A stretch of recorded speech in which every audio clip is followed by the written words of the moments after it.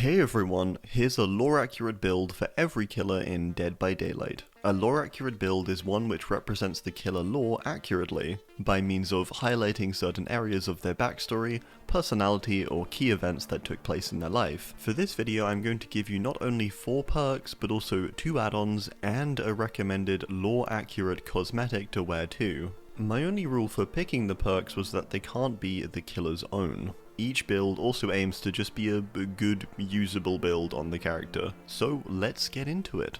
The Trapper, Iron Grasp, Blood Echo, Thanatophobia, and Oppression. Trapper's lore largely focuses around his oppression of his workers with an iron fist, and so 2 of these perks seem quite straightforward. To further deepen the brutality though, I also included Blood Echo, its flavor text reading, "The agony of one is inflicted onto others." An appropriate quote to explain the Macmillan estate, I think, and its horrible working conditions. Thana relates to the progressively lowering courage of the workers too, where at the start of Trapper's lore, he's on their side and they have hope. By the end, they are fearful and, well, dead, ultimately. My recommended add-ons are Bloody Coil and Trapper Sack. The Bloody Coil likely being from the blood of Evan's father, his final kill before the realm, and a key one in his development. Then the Sack because it feels fitting that he's prepared and ready to shut down an area. I'd recommend running the Marrow Miner skin, as this skin represents Trapper's first ever prototype look before coming to the realm and refining it, the bones being made of his workers. The Wraith, Deathbound, Dissolution, Insidious, and Dying Light. Wraith focuses a lot on his slowly whittling humanity as his lore progresses, represented by Dying Light, Deathbound being symbolic of his repeat and unlucky bond with death no matter how hard he tried to avoid it. Dissolution's flavor text quote represents Wraith's lore really well overall, that everything shatters with the coming of the night. A nice tie-in to Wraith's tome lore. Insidious is representative of him watching on as things unfurl around him, yet his inability to warn others or act trapped in one spot, silent. Much like his failure to warn his village as attackers came, as he failed to ring the bell. I matched this for his add-ons, going with the Coxcomb Clapper and then Swift Hunt White, a swift silence as you were. For Wraith, I'd go with Mangled Wrecker, an outfit that represents his trauma manifested from his time working at Autohaven, featuring twisted metal parts where the bodies were hidden. The Hillbilly, No Way Out, Bloodwarden, Gearhead, and Fire Up. Billy's build focuses largely on how he was trapped and how his anger grew as a result. No Way Out and Bloodwarden representing the confines of his small room growing up, and how he was held in, forced to kill the farm animals, and slowly gain a bloodlust. Gearhead is representative of his clear mechanical skill and knowledge with chainsaws, and Fire Up is the slowly growing anger building up inside, that erupts during the Coldwind Massacre. Billy wears his dad's boots, something he'd do as he dearly wanted to be a part of the family, to be the junior to Max Thompson Sr. He further also has the Thompsons mix to represent this too. I'd go with Sunday Slaughter, his tome lore outfit that shows the slaughtered prize farm pigs that his parents loved more than him. The Nurse, Monitor and Abuse, Hysteria, Merciless Storm, and Septic Touch. Nurse has a lot of trauma during her lore which she ends up taking out on the patients. A lot of anger and years of resentment made only worse by her deteriorating mental state, this being represented by Monitor and Abuse, her monitoring and abuse of the patients there. Then the hysteria of the asylum and also herself, and the eventual merciless storm she finally brings down as she slaughters the asylum's patients and staff. Septic Touch referencing her prior method of killing by means of a lethal injection. I focus Nurse's add-ons on the patient she would feel the worst about killing, Mary Jenner, or the Anxious Girl, with Jenner's last breath and anxious gasp. For Nurse, I'd recommend The Accident, a cosmetic which references her ambulance crash before she comes to the realm, and likely what results in her appearance in the trials. The Shape, Insidious, Dark Devotion, Furtive Chase, Forever Entwined. Maya's lore focuses on his obsession, his stalking, and his inner darkness. Forever Entwined represents his entwined, obsessed relationship to Laurie, but also his sister Judith. Insidious visually represents him well, but also shows off his stealth and emptiness, Dark Devotion being his pure and utter devotion to the darkness or evil within, Furtive Chase being how he acts during the film, stalking and by the perk's description, of eliminating victims one by one. Maya's add-ons focus on his first kill with Judith, and so he runs Judith's tombstone and fragrant tuft of hair. I'd recommend the base look for Maya's, but with the prestige headpiece for that blood streak. The Hag, Beast of Prey, Bloodhound, Machine Learning, and Blood Favor. Hag's lore focuses on the strange world of the Hexes and her transformation from Lisa to the Hag. Hex Blood Favor, I'd argue, is the core of this build. Her escape from the confines of her captors is quite literally a blood favor or blood oath as it mentions, this making her into a bloodthirsty beast of prey who tracks down and desires blood to stop her from petrifying. Finally, she has machine learning, which may seem odd. Well, this one's down to the flavor text with it reading, "Free from your shackles, you are born anew and prepared to eliminate your creators," which fits the context of her captivity quite well and the creation of the Hag. For Hag, I went with the mint rag, the last remnant of Lisa that she can cling onto, and then the rusty shackles that held her. Her life before and then her life after are represented. I'd also go with the Wood Witch outfit. As you've probably seen so far, by the way, these have all been recorded live on Twitch. Yes, that's right, I stream on Twitch now. I stream every week from Monday to Thursday for about 3 or 4 hours, so feel free to drop a follow and come by if you get a chance, I'd really appreciate it. The Doctor, Distressing, Infectious Fright, Hex Plaything, and Mindbreaker. Doctor, there was focus on how he made others feel largely, distressing and infectious fright representing literal screaming, but also how his experiments bred these reactions. Plaything is to do with how he treated all his subjects like toys, messing around with them for the results he sought. And Mindbreaker is the most obvious one, I think, representing the minds of others being broken, but also his descent into insanity as his experiments got darker and more twisted. For Doctor, I went with a pairing of Doctor's purple notes, these being discipline and order. For Doctor, I'd also recommend the MK Awakening outfit, which seems to depict him at his peak of true horrors during the MK Ultra program. The Huntress, Deerstalker, Thrill of the Hunt, Game Afoot, and Hoarder. Huntress's build, I wanted to focus largely on her being an apex predator of the woods, and her fierce defense of her land. Thrill of the Hunt is sort of the core of this, being her love of the hunt and violence. Deerstalker is for similar reasons, but also specifically for the elk that killed her mother in her lore. A deer is the closest we can get. Game Afoot represents her desire to hunt beyond her territory too, and specifically the soldiers she hunts down, taking on fiercer prey. Finally, Hoarder not only represents her protection of her land and stolen girls, but also how she hoards and collects various trinkets from those she kills. Huntress has the add-ons Infantry Belt and Soldier's Putty, with these being partially visible on her skin, and they seem to be core components to her hunting outfit. If I had to pick a specific outfit, I'd honestly just go with her base look, or possibly a recolor of it. Maybe a more extreme one like the Solstice Devotee if not. The Cannibal, Sloppy Butcher, Forced Hesitation, Cruel Limits, and Monstrous Shrine. Bubba had a focus on the sloppiness of his actions, his devotion to his family and the entity, and also the fear he spreads. Sloppy represents his sloppiness and brutishness toward kills with a hammer and a chainsaw, as if he's dealing with cattle. Forced Hesitation being the fear spread throughout a group when he is present. This felt appropriate given the teenagers' reactions to him in the original TCM. Cruel Limits is representing not only the entity feeling appeased by his loyalty, but also how in TCM the family house is very inescapable once they enter into it. Monstrous Shrine is representing Bubba's fear and ties to the entity, and before that, his family. Award-winning Chili and Iridescent Flesh are my add-on picks. Man has to eat, so Chili, and then the flesh is more than likely from TCM victim Pam, which would motivate Bubba. His outfit, I'd just go with the base, I think. The Nightmare, No Way Out, Save the Best for Last, Darkness Revealed, and Dark Arrogance. Freddy's perks focus largely on the dream world and how he dominates his victims. No Way Out being the inescapability of Freddy and the dream world, being this looming threat that we will all have to face eventually.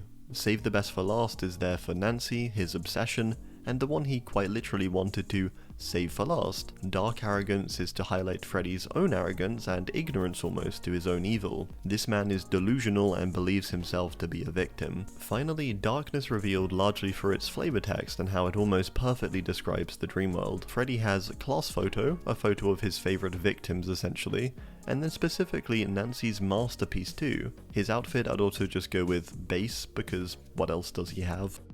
The Pig, Dead Man Switch, Force Penance, Scourge Hook Gift of Pain, and Hex No One Escapes Death. Amanda was tricky, but I think this is a pretty cool build. DMS and Noed refers to her rigging of the games and her general alternate attitude to them, wanting the people inside to die, instead of giving them a fair shake. Force Penance is quite literal, being the force penance Jigsaw and his disciples apply onto people, forcing them to face down things they may not have in quite brutal ways. Finally, a Gift of Pain due to her enjoyment, I think, from what she does, with the flavor text and imagery hinting at Amanda's own twisted desires. I'd go with Crate of Gears and Tampered Timer, as this gives closest to the desired effect of rigging a trial by making it very difficult to find the key boxes. I think her base look is good too, as it shows her in her disciple fit. The Clown, Agitation, Barbecue and Chili, Hex the Third Seal, and Overwhelming Presence. Clown gets focus on his vices, but also violence and how he's perceived. Barbecue is for his indulgence and love of food. Third Seal is sort of for his deception by hiding in plain sight, but also the literal blindness and distortion he causes with use of his bottles. Overwhelming is for his sheer brutality and bombardment of chemicals with his attacks. It's quite a brutal approach, with his goal being to simply overwhelm and overpower. Finally, Agitation is just down to the excitement he feels to hunt his prey.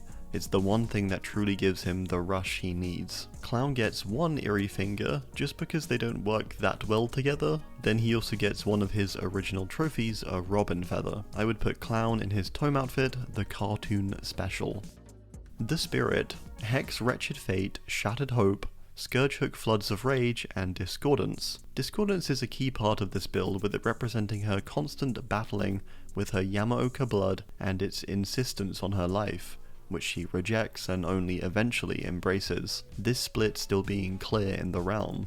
Her anger, but also her sadness or solemnness. Her wretched fate is quite obvious, with her death at the hands of her father, causing floods of rage and resulting in shattered hope, which allows her to embrace the darkness and promise of the entity and turn her into what she is now. The entity seemed to craft this fate for her with its manipulation of her father.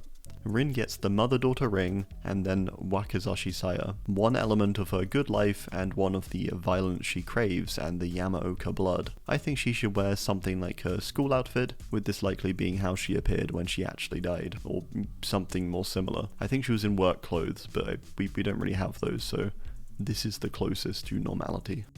The Legion, Rapid Brutality, Franklin's Demise, Zanshin Tactics, and Friends Till the End. Legion pairs together their brutality but also love for one another as a team, and group of friends.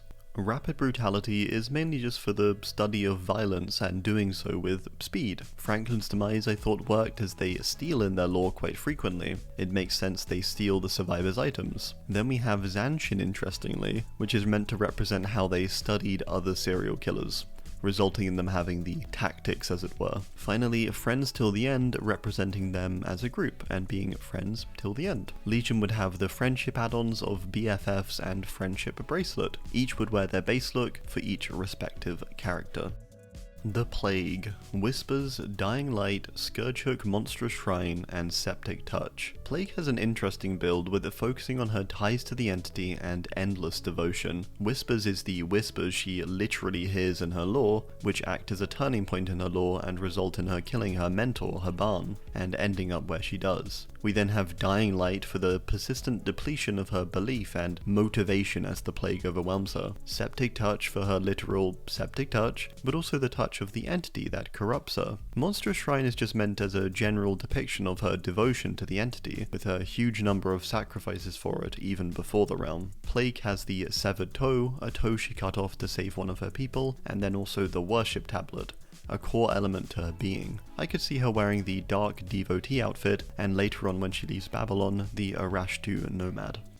The Ghostface, Predator, Nowhere to Hide, Remember Me, and Surveillance. Ghosty's build focuses on his meticulous and violent nature, but also his legend. Predator fits Ghosty very well as one himself, but also due to its effects, where even when someone escapes, he still knows where they are. Surveillance is referencing how he would survey his victims, nowhere to hide being that Ghosty was inescapable too. Finally, Remember Me being a message to Roseville for his name to be remembered and feared. Ghosty has the remnants of the things he held dear, the victim's routine, and the headline cutouts for his killings. I'd recommend Slash Enthusiast, an outfit with lots of small references to his brutality, but also particularly messed up Roseville kills.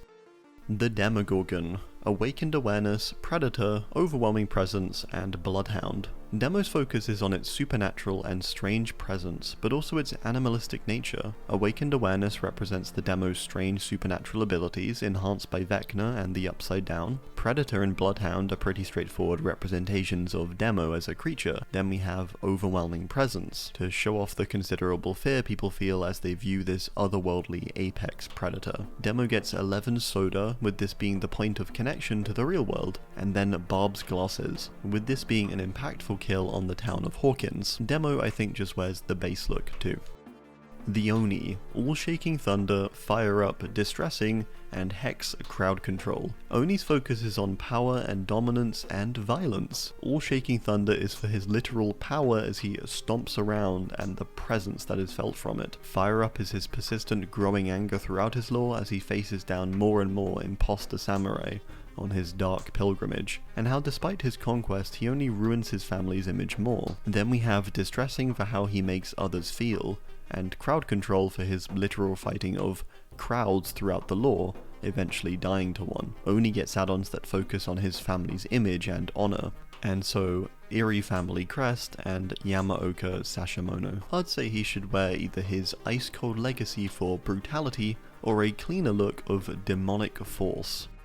The Deathslinger. Tinkerer, Oppression, Nemesis, and Nowhere to Hide. The Deathslinger has a focus on a few things. Tinkerer is a good representation of his tinkering with weapons and inventions in general, his genius. Nemesis represents Henry Bayshaw and his rivalry with him, his persistent fury toward him, after he stole his inventions and sold them on. Oppression represents his own oppression within the US, but also how he turns this onto others when hunting down his bounties. Nowhere to Hide also representing his outstanding record for catching his person. Deathslinger I'd go with Bayshaw's cigar and the Warden's keys, these being two key players that infuriated him and caused key turning points in his life. I'd go with Double Crossed as his outfit too, with this being his look when he first formed the Hellshire Riders, his gang.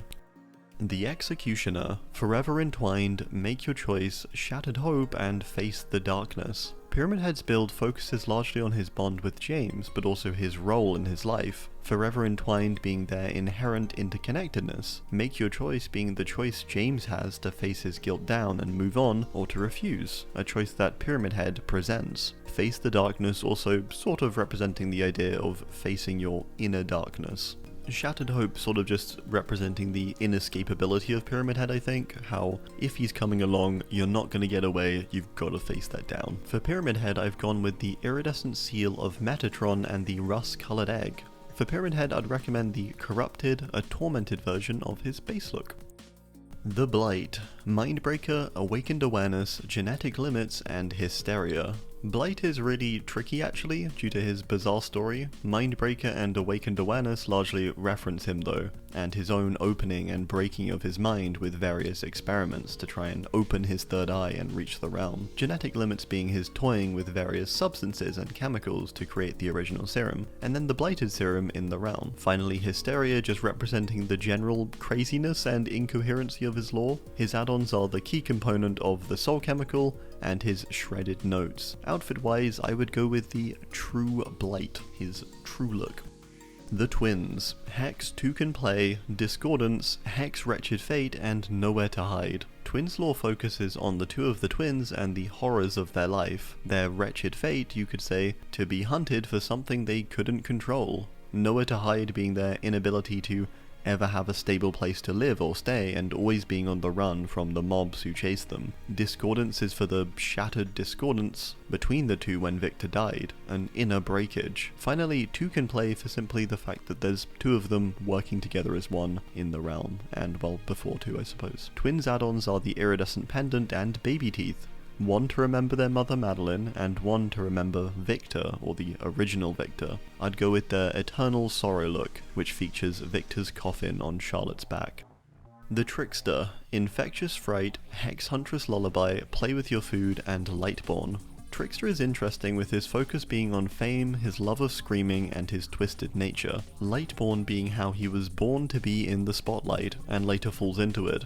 Infectious Fright represents his love for screams and the spread of them, with Play with Your Food further representing his methods of playing with his victims in different ways to get the sound he wanted from them. Finally, a Lullaby as a general representation of the musical element of Trickster's life. Trickster has the add-ons Death Throes Compilation, a compilation of all the screams he collected over the years, and then Memento Blades, an add-on that seems to represent the blades he used to kill and on the people he captured, now worn with overuse. For Trickster, I'd also go with his canonical performance look, except with the golden mask for the true feature. The Nemesis. Nemesis, brutal strength, enduring, and starstruck. Nemesis I've largely just focused on his physicality and brutality, and of course his obsession. Brutal strength and enduring showing off his greater physicality and endurance than maybe any other killer in the roster, with Nemesis then referring to Jill, the person he hunts down the most during RE3. Starstruck of course is him being literally starstruck, wanting to hunt down stars. Nemesis has the add-on Shattered Stars badge and the Any Alpha Parasite, the parasite being his core and the badge representing his goal in life, essentially. I'd go with just default Nemesis for this, seeing as the DBD version is meant to be the remake one.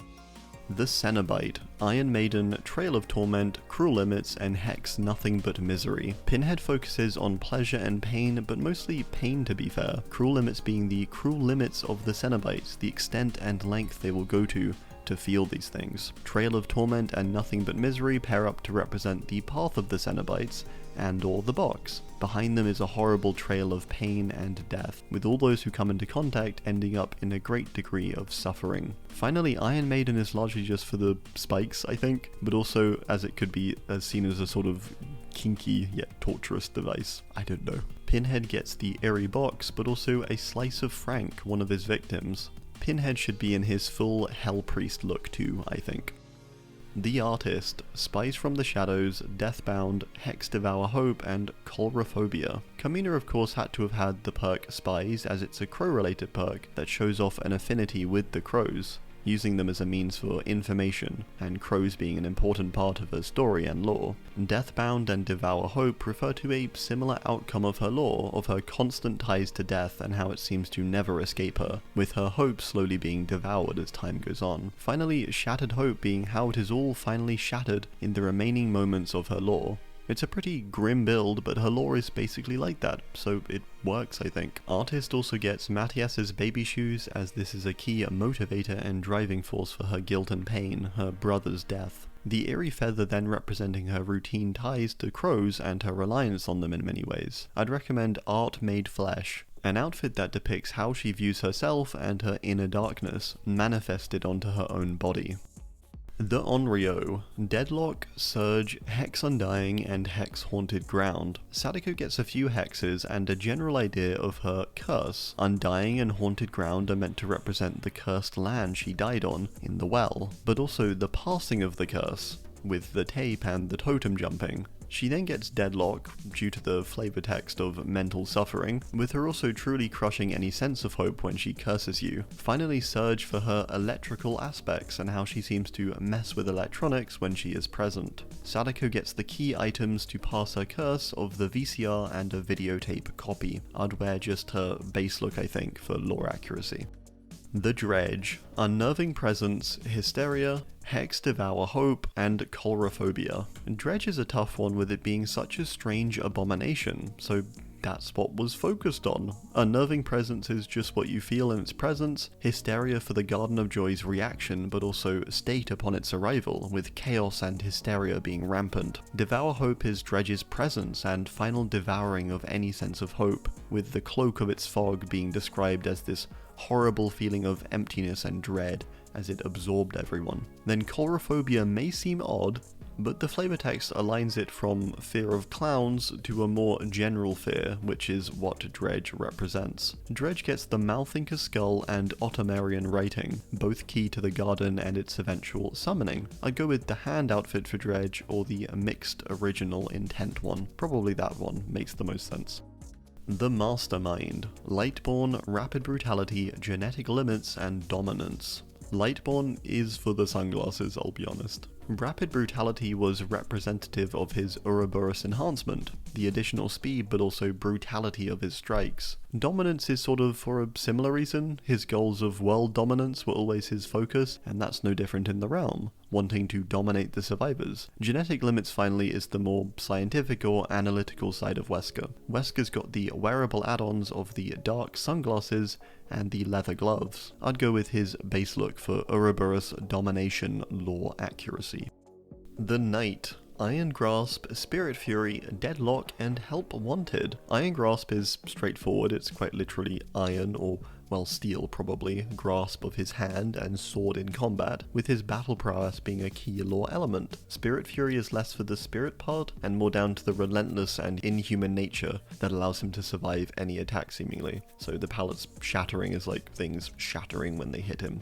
He's like a tank rolling through a battlefield. Deadlock is representative of the fear the people feel when he comes to pillage their town, with the flavor text seeming appropriate too. Finally, Help Wanted is quite a literal one to reference the presence and importance of his boys, the guards. I went with the add-ons Eerie Company banner for his sense of pride and domination, and then the Knight's Contract, as this is a key point in his lore where he solidifies his decision of violence by tearing Vittorio's contract and locking him up. I think the more scuffed base look is quite appropriate already for lore accuracy, and so I'd simply stick with this.